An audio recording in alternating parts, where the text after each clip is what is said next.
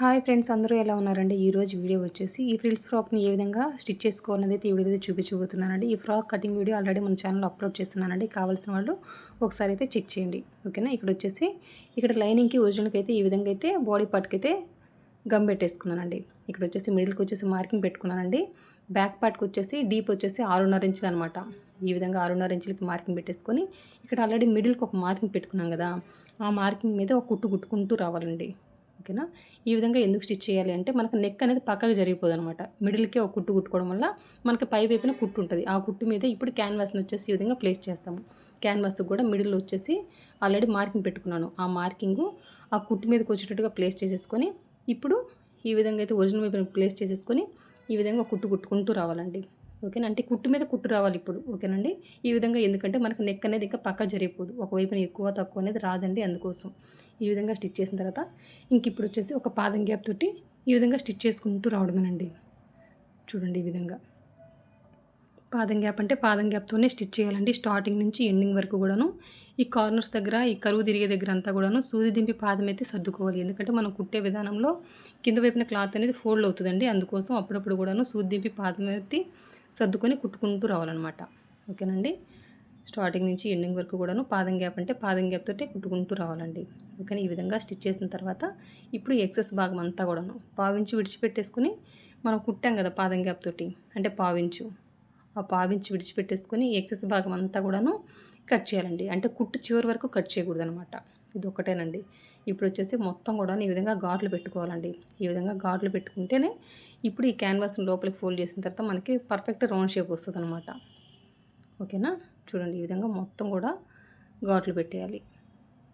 కానీ ఈ విధంగా ఘాట్లు పెట్టిన తర్వాత ఈ క్యాన్వాస్ని వచ్చేసి మనం వచ్చేసి లోపలికి ఫోల్డ్ చేసేసుకొని పైనుంచి వచ్చేసి ఒక అన కుట్టు వేసేసుకోవడం అండి. ఘాట్లు పెట్టడం వల్ల మనకి పర్ఫెక్ట్ రౌండ్ షేప్ వస్తుందండి. అందుకోసం ఈ విధంగా చివరిని వచ్చేసి ఒక కుట్టు కుట్టేసిన తర్వాత లోపల వైపు అంతా కూడా హెమ్మింగ్ చేసేస్తానండి. అప్పుడు చూడడానికి ఫ్రాక్ వచ్చేసి ఫినిషింగ్ బాగుంటుంది. అందుకోసం చూడండి, ఈ విధంగా అయితే కుట్టుకుంటూ రావడమే,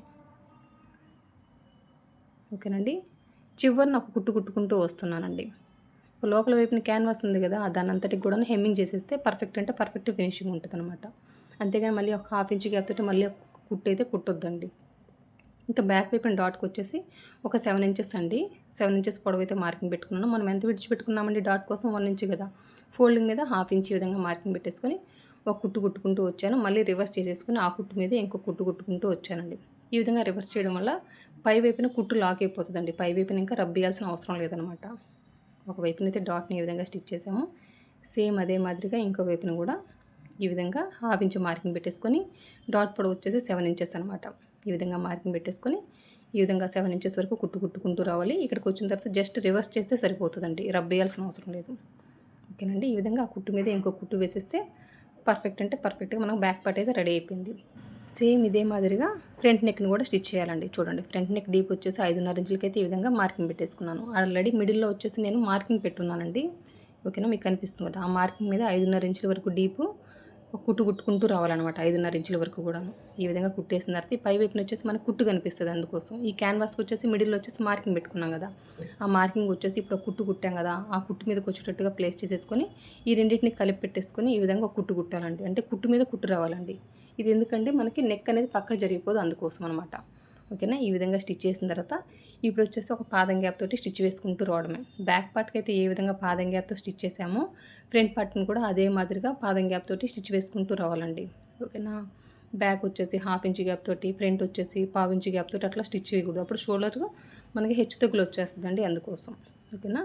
ఈ విధంగా స్టిచ్ చేసిన తర్వాత ఈ ఎక్సెస్ భాగం అంతా కూడాను కట్ చేసేస్తున్నానండి.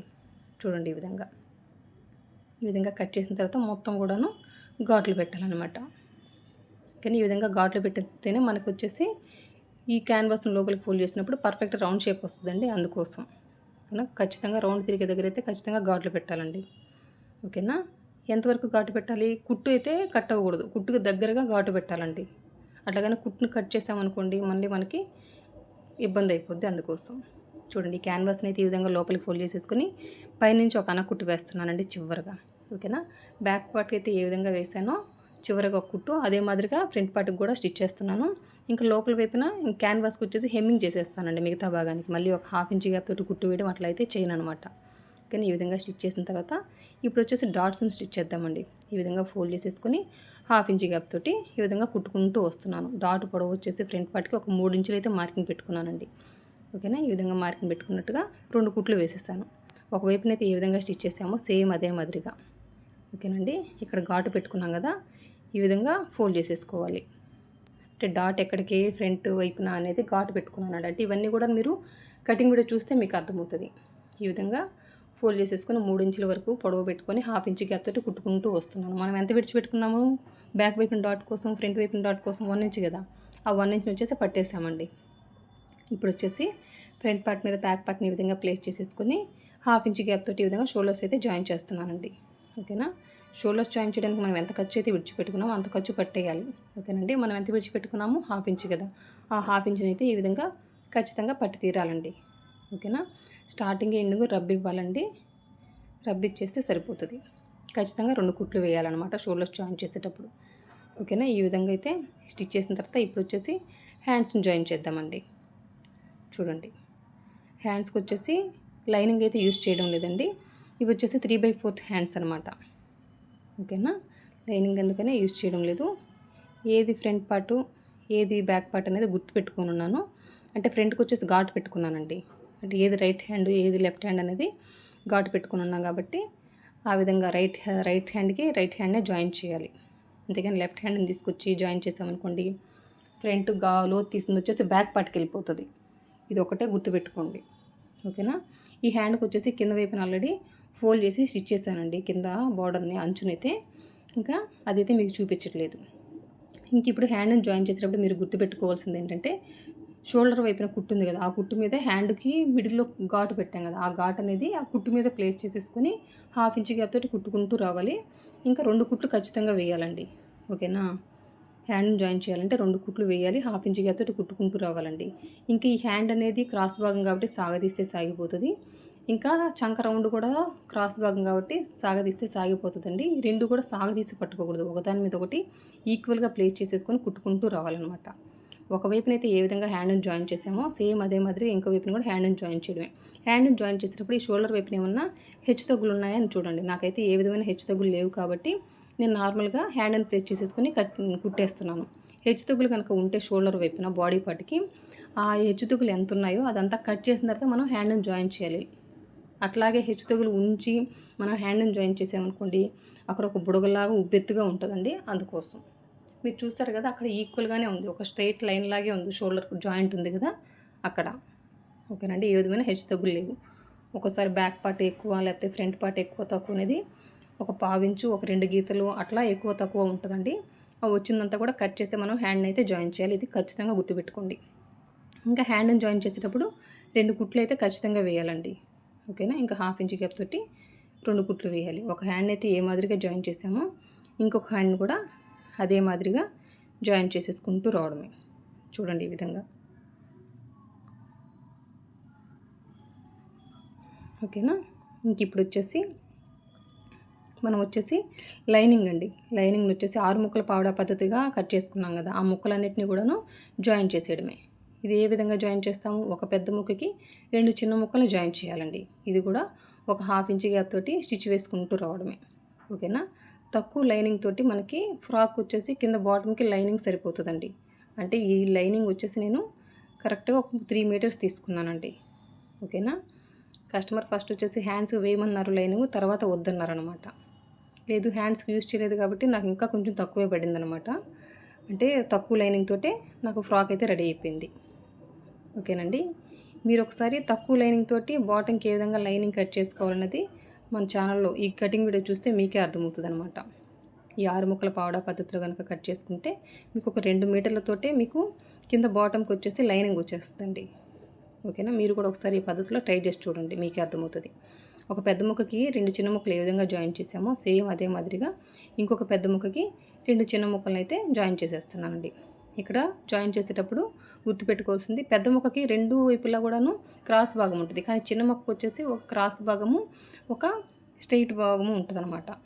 అక్కడ వచ్చేసి మనము ఆ పెద్ద ముక్కకి ఈ చిన్న ముక్కలు ఉండే క్రాస్ భాగాన్ని ప్లేస్ చేసేసుకొని కుట్టుకుంటూ రావాలండి. ఇక్కడ ఒక మిస్టేక్ ఏంటంటే ఈ ఫ్రిల్స్ ఏ విధంగా పెట్టాను, ఇంకా ఈ ఫ్రిల్స్ కూడాను ఏ విధంగా బాడీ పార్ట్‌కి జాయిన్ చేశాను 2 లేయర్స్ అనేది మాత్రం ఆ వీడియో అయితే స్కిప్ అయిపోయిందండి. అదొకటే మిస్టేక్ అనమాట. ఓకేనా ఈ వీడియోలో. ఇంకా నెక్స్ట్ టైం ఇదే మాదిరిగా ఏదైనా ఫ్రిల్స్ ఫ్రాక్ వచ్చినప్పుడు ఖచ్చితంగా చాలా డీటెయిల్‌గా చెప్పడానికైతే ట్రై చేస్తానండి. ఇక్కడ ఈ లేయర్స్‌ని వచ్చేసి ఏ విధంగా ఫ్రిల్స్‌గా పెట్టాను, బాడీ పార్ట్‌కి జాయిన్ చేసిన తర్వాత మళ్ళీ ఇంకొక లేయరు బాడీ పార్ట్‌కి జాయిన్ చేసిన తర్వాత ఇంకొక సెకండ్ లేయర్ వచ్చేసి ఏ విధంగా జాయిన్ చేశాననేది మాత్రం ఆ వీడియో అయితే స్కిప్ అయిపోయింది. ఇప్పుడు వచ్చేసి నేను కింద వైపున రెండో లేయర్ ఉంది కదా, ఆ లేయర్కి చివరన వచ్చేసి ఈ విధంగా బోర్డర్ని అయితే ఫోల్డ్ చేసేస్తున్నాను. సారీ, కింద అంచుని వచ్చేసి ఈ విధంగా ఫోల్డ్ చేసేసుకొని కుట్టుకుంటూ వస్తున్నానండి. ఓకేనా, చూడండి ఈ విధంగా. ఈ వీడియో తీస్తున్నంతసేపు మాటి మాటికి నాకు కాల్స్ రావడము, వీడియో వచ్చేసి ఆగిపోవడము, అది నేను గమనించుకోకపోవడం ఇదే జరిగిందండి. అందుకోసమే ఈ ఫ్రిల్స్ ఏ విధంగా పెట్టాను అనేది కూడాను చాలా వరకు కట్ అయిపోయిందనమాట. చూడండి, ఈ కింద వైపునున్న ఇంకొక లేయర్కి వచ్చేసి చివరన వచ్చేసి అంచును వచ్చేసి ఫోల్డ్ చేసుకుంటున్నాను. ఫస్ట్ ఒక 1/2 ఇంచ్ ఫోల్డ్ చేసి మళ్ళీ ఇంకొక 1/2 ఇంచ్ ఈ విధంగా ఫోల్డ్ చేసేసుకొని కుట్టుకుంటూ వస్తున్నానండి. ఓకేనా, ఇప్పుడు వచ్చేసి దీనికి లైనింగ్ ఏ విధంగా జాయిన్ చేసేస్తాను అనేది అయితే చూపిస్తాను చూడండి. ఓకేనా, చూడండి ఈ విధంగా అయితే 2 లేయర్స్ని అయితే బాడీ పార్ట్కి ఫస్ట్ ఒక లేయర్ జాయిన్ చేసిన తర్వాత మళ్ళీ ఆ కింద లేయర్కి కూడా ఇంకొక లేయర్ని అయితే నేను వచ్చేసి స్టిచ్ చేసేసాను అనమాట. ఇదంతా స్కిప్ అయిపోయింది. ఇంకా లైనింగ్ అయితే నేను యాడ్ చేయలేదండి దీనికి. చూడండి ఇదంతా కూడాను కుట్టేసాను అనమాట. ఓకేనా, ఇప్పుడు వచ్చేసి లైనింగ్ జాయిన్ చేసేద్దాం. ఓకేనా, 2 పెద్ద ముక్కలకి చిన్న ముక్కలు వచ్చేసి యాడ్ చేస్తున్నాం కదా, మళ్ళీ ఈ రెండింటిని కలిపి పట్టేసుకొని మనం వచ్చేసి మళ్ళీ ఒక 1/2 ఇంచ్ గ్యాప్ తోటి కుట్టుకుంటూ రావాలండి. ఈ విధంగా కుట్టిన తర్వాత మనం వచ్చేసి బాడీ పార్ట్కి వచ్చేసి లైనింగ్ని అయితే జాయిన్ చేయాలన్నమాట. ఓకేనా, ఈ పద్ధతిలో ఎవరికైనా సరిపోతుందండి. చిన్న సైజు వాళ్ళకి ఎన్ని ఇంచులు పెట్టి ఏ విధంగా కట్ చేయాలి, పెద్ద సైజు వాళ్ళకి ఏ విధంగా ఎన్ని ఇంచులు పెట్టాలనేది అయితే వీడియోలో చెప్పున్నాను, ఒకసారి చూడండి. ఓకేనా, కొంచెం ఎక్సెసే వస్తుందండి లైనింగ్ అయితే, అక్కడక్కడ ఫ్రిల్స్ పెట్టేస్తే సరిపోద్ది అనమాట. చూడండి ఈ విధంగా ప్లేస్ చేసేసుకొని స్టార్టింగ్ నుంచి కుట్టుకుంటూ రావడమే. అక్కడక్కడ కూడాను ఒక 1/2 ఇంచ్ ఫ్రిల్స్ పెట్టేసుకుంటూ వస్తే సరిపోద్దండి. ఓకేనా, ఇది మనము చిన్న సైజు వాళ్ళకి ఒక మెథడ్ ఉంటుంది, 6 ఇంచులు పెట్టి కట్ చేస్తాము. అందువల్ల వచ్చేసి అక్కడక్కడ కూడాను కొంచెం ఎక్సెస్ రావడం వల్ల ఫ్రిల్స్ పెట్టేస్తే సరిపోతుంది. పెద్ద సైజు వాళ్ళకి ఇంకా 30 అబవ్ వాళ్ళకి వచ్చేసి 6.5 ఇంచులు పెడతామండి. అట్లాంటి వాళ్ళకి కూడా కొంచెం ఎక్సెస్ వస్తుంది. అదంతా కూడా ఈ విధంగా ఫ్రిల్స్ రూపంలో పెట్టేస్తే మనకి సరిపోతుంది. ఎందుకండి ఈ విధంగా అంటే తక్కువ లైనింగ్ యూజ్ చేస్తున్నాం కాబట్టి మనం వచ్చేసి ఈ పద్ధతిలోనే కట్ చేసుకుంటే మనకు పర్ఫెక్ట్గా సరిపోతుందండి. ఓకేనా, అందుకోసమే ఈ 6 ముక్కల పావడా పద్ధతిలో కట్ చేసేసుకుంటే ఇక్కడ ఈ విధంగా ఎక్సెస్ వస్తుంది. ఆ ఎక్సెస్ భాగానంతా కూడాను ఈ విధంగా ఫ్రిల్స్ రూపంలో పెట్టేస్తే మనకి పర్ఫెక్ట్ అంటే పర్ఫెక్ట్గా సరిపోతుందండి ఫ్రాక్. ఓకేనా, చూడండి ఈ విధంగా అయితే ఎక్సెస్ వచ్చిందంతా కూడాను ఫ్రిల్స్ పెట్టేసుకొని మిగతా అంతా కూడా ఈ విధంగా నార్మల్గా కుట్టేసుకుంటూ రావడమేనండి. చూడండి. ఓకేనా, చూడండి ఈ ఒరిజినల్ ఈ లైనింగ్ కరెక్ట్గా ఈక్వల్గా ఉన్నాయన్నమాట. ఇంకా చివరి కూడా కొంచెం ఎక్సెస్ వస్తే అక్కడ కూడా నేను ఫ్రిల్ పెట్టేసి ఈ విధంగా 1/2 ఇంచ్ కాబట్టి కుట్టుకుంటూ వచ్చేసాను అనమాట. ఓకేనండి, ఈ విధంగా కుట్టేసిన తర్వాత పైనుంచి ఒక అనకుట్టు వేయాలండి. ఖచ్చితంగా ఈ విధంగా అనకుట్టు వేయాలి. ఓకేనా, మీకు అనకుట్టు పైనుంచి వేయడం ఇష్టం లేదంటే ఇప్పుడు ఒక 1/2 ఇంచ్ కాబట్టి కుట్టు కుట్టాం కదా, ఆ కుట్టు మీద ఇంకో కుట్టు వేసేసుకుంటే సరిపోతుందండి. ఓకేనా, ఈ కింద వైపున ఖర్చు ఉంది కదా, ఈ ఖర్చు అనేది పై వైపుకి బాడీ పార్ట్ పై వైపుకి షోల్డర్ వైపుకి చూసేటట్టుగా మళ్ళీ చేసుకొని ఈ బాడీ పార్ట్ చివరిగా ఒక కుట్టు కుట్టుకుంటూ రావడమేనండి. ఓకేనా, చూడండి ఈ విధంగా అయితే పైనుంచి ఒక అనకుట్టు వేసేసుకుంటూ వస్తున్నాను. ఈ విధంగా కుట్టేటప్పుడు కింద వైపున లైనింగ్ ఏమైనా ఫోల్డ్ అవుతుందా అనేసి చెక్ చేసుకుంటూ కుట్టుకుంటూ రండి. ఓకేనా, లైనింగ్ ఆ విధంగా ఫోల్డ్ అయిందనుకోని మళ్ళీ మనం వచ్చేసి కుట్టిప్పాల్సి వస్తుంది అనమాట. అంటే పని డబల్ అవుతుందండి. అందుకోసం కుట్టే ముందే మీరు చెక్ చేసుకుంటూ కుట్టుకోండి, ఏమైనా ఫోల్డ్ అవుతుందా కింద వైపున లోపల వైపున అనేసి. ఓకేనా, చూడండి ఈ విధంగా పైనుంచి ఒక అనకుట్టు వేయడం వల్ల మనకు వచ్చేసి ఫ్రాక్ లైఫ్ వస్తుంది. ఫినిషింగ్ కూడా చూడడానికి బాగుంటుందండి. చివరిగా వేయాలి, కుట్టు అనేది కూడా పర్ఫెక్ట్గా ఉండాలండి, ఫినిషింగ్ మంచిగా ఉండాలి. ఓకేనండి, ఈ విధంగా కుట్టేసిన తర్వాత ఇంక ఇప్పుడు వచ్చేసి కింద వైపున లైనింగ్ వచ్చేసి కింద అంచుని నేనైతే స్టిచ్ చేయలేదండి. ఈ విధంగా అయితే ఫస్ట్ ఒక 1/2 ఇంచ్ వచ్చేసి ఫోల్డ్ చేశాను, మళ్ళీ ఇంకొక 1/2 ఇంచ్ ఈ విధంగా ఫోల్డ్ చేసేసుకొని ఈ విధంగా కుట్టుకుంటూ రావడమేనండి. చూడండి ఈ విధంగా లైనింగ్ వచ్చేసి కింద వైపున ఫోల్డ్ చేసి కుట్టుకుంటూ వస్తున్నాను. ఈ విధంగా స్టిచ్ చేసిన తర్వాత నేను సైడ్స్ ఏ విధంగా జాయిన్ చేస్తాను అనేది అయితే చూపిస్తానండి. ఓకేనా, చూడండి ఈ విధంగా అయితే కుట్టుకుంటూ రావడమేనండి. ఇప్పుడు వచ్చేసి సైడ్స్ అండి. సైడ్స్ జాయిన్ చేసేటప్పుడు ఇక్కడ చంక వైపున ఫ్రంట్ పార్ట్కి బాడీ పార్ట్కి ఇంకా బ్యాక్ బాడీ పార్ట్కి ఘాటు పెట్టుకొని ఉన్నాను. ఆ 2 ఘాట్లు కూడా ఈ విధంగా మార్కర్ తోటి మార్కింగ్ పెట్టేసుకొని ఈ 2 కలిపి పట్టేసుకొని పిన్ పెట్టేసుకున్నాను. ఇంక ఇప్పుడు వచ్చేసి హ్యాండ్ లూజ్ ఒకటి మార్కింగ్ పెట్టేసుకొని ఇంకా సైడ్స్ జాయిన్ చేసుకుంటూ రావడమే. హ్యాండ్ లూజ్ వచ్చేసి ఒక 5 ఇంచులకి వచ్చేసి ఈ విధంగా మార్కింగ్ పెట్టేసుకున్నానండి. ఇంకా స్టార్టింగ్ వచ్చేసి ఒక రబ్ ఇచ్చేసుకొని ఇంక ఇక్కడ నుంచి చంక దగ్గర పిన్ పెట్టుకున్నాం కదా, అక్కడి వరకు స్ట్రైట్గా కుట్టుకుంటూ రావడమేనండి. చూడండి, ఈ విధంగా కుట్టుకుంటూ రావడమే. ఇది వచ్చేసి సిల్క్ లైనింగ్ కాబట్టి ఈ విధంగా ఘాటు పెట్టుకున్నానండి. మామూలుగా అయితే కాటన్ లైనింగ్ అయితే రన్నర్తో మార్కింగ్ పెట్టేసుకుంటే మనకి ఆ మార్కింగ్ మీద కుట్టుకుంటూ రావడమే అనమాట. ఇక్కడ వచ్చేసి పిన్ రిమూవ్ చేసేసుకున్నాను. ఇంకా నడుము దగ్గర కూడాను ఘాటు పెట్టుకున్నాను అనమాట. నడుము దగ్గర నుంచి చంక వరకు కూడాను ఈ విధంగా స్ట్రైట్గా మార్కింగ్ పెట్టేసుకొని ఆ మార్కింగ్ మీదే కుట్టుకుంటూ వస్తున్నానండి. ఓకేనా. ఇదంతా కూడాను ఒక 2 ఇంచులు ఖర్చు విడిచిపెట్టుకున్నాను కాబట్టి ఆ 2 ఇంచులు ఖర్చు విడిచిపెట్టేసుకొని ఫ్రంట్ బ్యాక్ ఈక్వల్గా పట్టుకున్నాను బాడీ పార్ట్ల వరకు.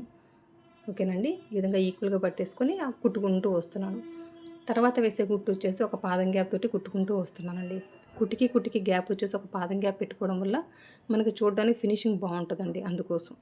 కానీ ఈ విధంగా మీరు 3 కుట్లు వేసినా 4 కుట్లు వేసినా పాదం గ్యాప్ తోటి అయితే వేయండి. ఓకేనండి. ఇక్కడ వచ్చేసి మీరు అంటే ఘాటు పెట్టాను కాబట్టి మీకు అది కనిపించకపోవచ్చండి. మీరు ఒకసారి కటింగ్ వీడియో చూడండి, మీకే అర్థమవుతుంది ఎక్కడ కుట్టుబడుతుంది అనేది కూడా ముందే చెప్పేస్తాను నేను. ఓకేనా. అది బ్లౌజులకైనా కానివ్వండి, డ్రెస్సులకైనా, ఫ్రాకులకైనా కటింగ్ చేసుకునేటప్పుడే ఎక్కడ కుట్టుబడుతుంది అనేది అయితే నేను చెప్తానండి. అందుకోసం కొత్త వాళ్ళు కూడా స్టిచ్ చేసుకునేటప్పుడు చాలా ఈజీ అనిపిస్తుంది మన మెథడ్లో కట్ చేసుకొని స్టిచ్ చేసుకోవాలనుకుంటే.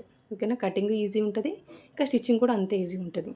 ఇక్కడ చూడండి, ఇంకో వైపున కూడా సేమ్ అదే మాదిరిగా ఘాటు పెట్టుకున్నాను కదా చంక వైపున బాడీ పార్ట్కి. ఈ రెండింటిని కూడాను ఈ విధంగా ఒరిజినల్ వైపున వచ్చేసి మార్కింగ్ పెట్టేసుకొని పిన్ పెట్టేసుకుంటున్నాను. ఓకేనా. ఇప్పుడు వచ్చేసి హ్యాండ్ లూజ్ ఒక్కటి మార్కింగ్ పెట్టేసుకొని కుట్టుకుంటూ రావడమే. ఇంతకుముందు అయితే ఏ విధంగా స్టిచ్ చేసామో అదే మాదిరిగా స్టిచ్ వేసుకుంటూ రావడమేనండి. ఇక్కడ చూడండి, ఈ విధంగా అయితే కుట్టుకుంటూ వస్తున్నాను. సేమ్ ఇక్కడ కూడా ఏమైందంటే స్కిప్ అయిందండి నాకు వీడియో. చెప్పాను కదా, ఈ వీడియో తీస్తున్నంతసేపు నాకు కాల్స్ వస్తూనే ఉన్నాయి. ఈ విధంగా నాకు కొంత భాగం అయితే స్కిప్ అవుతూనే ఉందన్నమాట. నేను చెక్ చేసుకోలేదండి. అంటే కాల్ వచ్చినప్పుడు నాకు వచ్చేసి రింగ్ రాదనమాట వీడియో తీస్తున్నప్పుడు. అందుకోసం ఈ విధంగా కొంత వీడియో అయితే స్కిప్ అయిందండి. అందుకోసం ఏమి అనుకోవద్దు. నెక్స్ట్ టైం వచ్చేసి ఖచ్చితంగా నేను ఈ ఫ్రిల్స్ ఏ విధంగా ఫోల్డ్ చేసి కుట్టుకోవాలి అంటే ఫ్రిల్స్ ఈ టైప్ క్లాత్కి ఏ విధంగా ఈజీగా పెట్టుకోవాలి అనేది కూడాను చాలా వివరంగా చెప్తానన్నమాట. ఓకేనా. చూడండి, ఈ విధంగా సైడ్స్ జాయిన్ చేసిన తర్వాత ఇక్కడ ఒరిజినల్ వచ్చేసి జాయిన్ చేస్తున్నాను. ఒక 1 ఇంచ్ గ్యాప్ తోటి ఈ విధంగా కుట్టుకుంటూ వస్తున్నాను. ఈ విధంగా ఫస్ట్ ఒరిజినల్ని సైడ్స్ జాయిన్ చేసిన తర్వాత లైనింగ్ వచ్చేసి సైడ్స్ వచ్చేసి జాయిన్ చేయాలండి. చూడండి, ఈ విధంగా ఒరిజినల్ అయితే జాయిన్ చేశాను కదా. ఇప్పుడు వచ్చేసి లైనింగ్ వచ్చేసి జాయిన్ చేసేయడమేనండి. చూడండి, ఈ ఒరిజినల్ వచ్చేసి లోపల వైపుకి మళ్ళీ చేసుకొని, అంటే ఈ రెండింటిని ఇక్కడ మీరు గమనించినట్లయితే ఒరిజినల్ లైనింగ్ని కలిపి పట్టుకొని జాయిన్ చేయకూడదు అని, వీటిని విడివిడిగానే సైడ్స్ జాయిన్ చేయాలి. ఈ నడుము దగ్గర నుంచి ఒక 2 ఇంచుల వరకే మనం కలిపి పెట్టేసుకొని, అంటే హ్యాండ్ దగ్గర నుంచి నడుము దగ్గరకు వచ్చిన తర్వాత ఒక 2 ఇంచుల వరకే మనకు కలిపి కుట్టేస్తాము. ఇంకా అక్కడి నుంచి చివరి వరకు విడివిడిగా జాయిన్ చేసేస్తామండి. లైనింగ్ విడిగా సైడ్స్ జాయిన్ చేస్తాము, ఇంకా ఒరిజినల్ కూడాను విడిగా సైడ్స్ జాయిన్ చేస్తామండి. ఇది ఒకటే అనమాట. ఓకేనా. ఈ విధంగా సైడ్స్ జాయిన్ చేసిన తర్వాత ఈ హ్యాండ్ దగ్గర ఉన్న ఎక్సెస్ క్లాత్ అంతటిని కూడా ఈ విధంగా కట్ చేసేసుకుంటున్నానండి. అంతేనండి. చూసారు కదా, ఈ ఫ్రాక్ అయితే ఎంత సింపుల్గా అయితే స్టిచ్ చేసాము. ఈ ఫ్రాక్ కటింగ్ వీడియో కూడా మా ఛానల్లో అప్లోడ్ చేస్తున్నానండి. కావాల్సిన వాళ్ళు ఒకసారి చెక్ చేయండి. అంతేనండి. నా వీడియో కనుక నచ్చితే లైక్ చేయండి, షేర్ చేయండి, సబ్స్క్రైబ్ చేయండి. థ్యాంక్ యూ అండి. Thank you for watching. మీకు ఏమైనా డౌట్స్ ఉంటే కామెంట్ రూపంలో తెలియజేయండి. నేను క్లియర్ చేయగలిగితే ఖచ్చితంగా క్లియర్ చేస్తాను. నా వీడియో కనుక చివరి వరకు చూసినట్లయితే ఖచ్చితంగా నలుగురు షేర్ చేయండి. Thank you for watching. Bye.